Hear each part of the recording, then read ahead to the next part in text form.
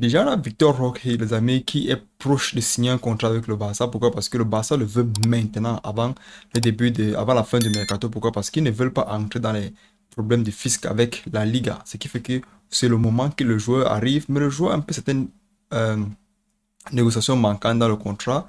Quoi qu'il en soit, le joueur est déjà un joueur du Barça, s'il faut le dire ainsi. Mais il y a certains détails qui font en sorte que le joueur ne peut pas bouger maintenant. Mais le Barça le veut maintenant pour éviter de faire en sorte qu'on revienne sur le dossier l'année prochaine. Donc, Ruben, Victor Roque, les amis, désolé, est proche de signer au Barça. Et je pense que ça va se faire dans les jours qui arrivent. Il sera potentiellement présenté au Barça dans les jours qui arrivent, les amis.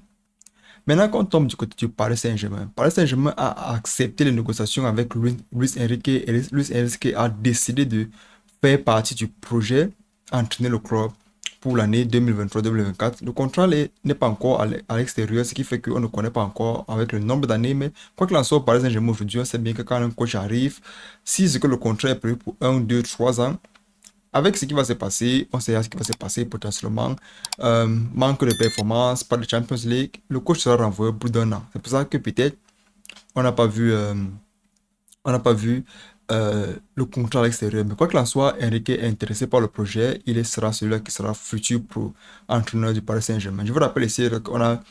Euh, je vous rappelle ici les amis qu'on a Nagelsmann qui a refusé d'entraîner le Paris Saint-Germain. Pourquoi? Parce qu'il ne se sentait pas respecté, il ne se sentait pas bien approché et le projet ne l'intéressait pas trop.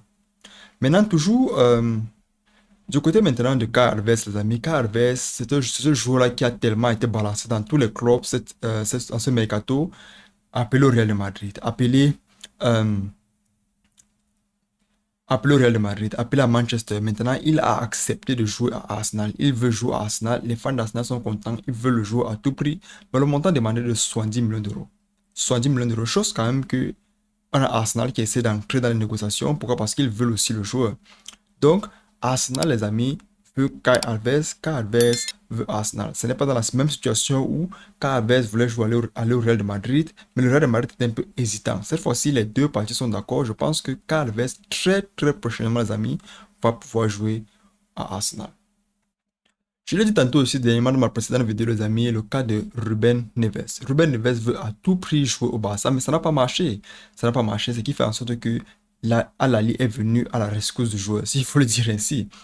Parle de 55 millions d'euros, je l'ai déjà précisé, mais il y a certains détails qui font en sorte que Ruben Neves n'est pas trop intéressé. Peut-être il veut continuer avec Wolverhampton, mais je pense que dans les négociations qui arrivent, il va accepter avec surtout que l'Arabie Saoudite vient avec les montants pour essayer de bien convaincre le joueur. Et c'est difficile qu'il perde un joueur quand il approche le joueur.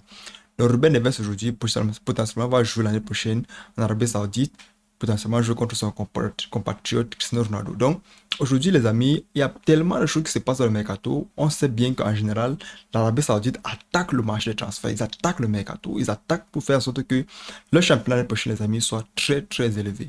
Et je pense que c'est comme ça qu'il faut faire, il faut mettre le moins en jeu quand il y en a les moyens. C'est tout pour cette vidéo les amis, j'espère que vous l'avez aimé, n'oubliez pas de liker, commenter, partager, ça fait aider la chaîne.